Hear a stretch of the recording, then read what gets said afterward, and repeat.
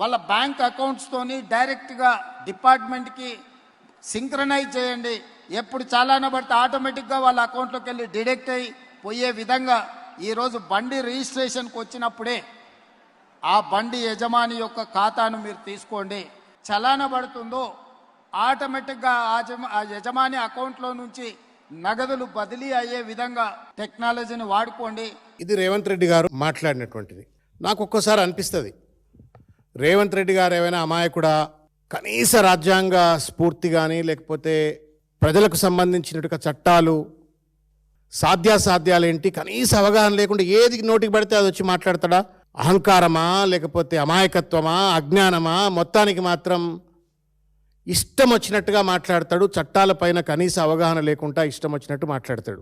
నేను అడుగుతా ఉన్నాను రేవంత్ రెడ్డి గారిని, నువ్వు ముఖ్యమంత్రి అయిన తర్వాత ఈ 2 ఏళ్లలో ప్రజలను బాగు చేసే ఒక్క మంచి పని చేసినావా చెప్పు? నువ్వు ఒక్క చట్టబద్ధమైన రాజ్యాంగబద్ధమైన పని చేసినావా చెప్పు? గుండె మీద చేపెట్టుకొని రేవంత్ రెడ్డి గారు పండుగ ముందు విచ్చలవిడి అవినీతి, దోపిడీ, ఇష్టం వచ్చినట్టు చట్టాలు చేయటం, ఆ చట్టాలను కోర్టులు కొట్టివేయడం, మొట్టికాయలు వేయడం, హైడ్రా పేరు మీద ఇండ్లను విధ్వంసం చేయటం, మూసీ నది పేరు మీద విధ్వంసాలకు పాల్పడటము, ఇవాళ ఆఖరికి రోడ్ల మీద ట్రాఫిక్ నిబంధనలు ఉల్లంఘించిండ్రు అని చెప్పని ఆఖరికి డైరెక్ట్గా బ్యాంక్ ఖాతాల నుండే డబ్బులు దొబ్బివేయాలని చెప్పని ఇవాళ కుట్రపూరితమైన ప్రయత్నం చేస్తూ ఉన్నారు.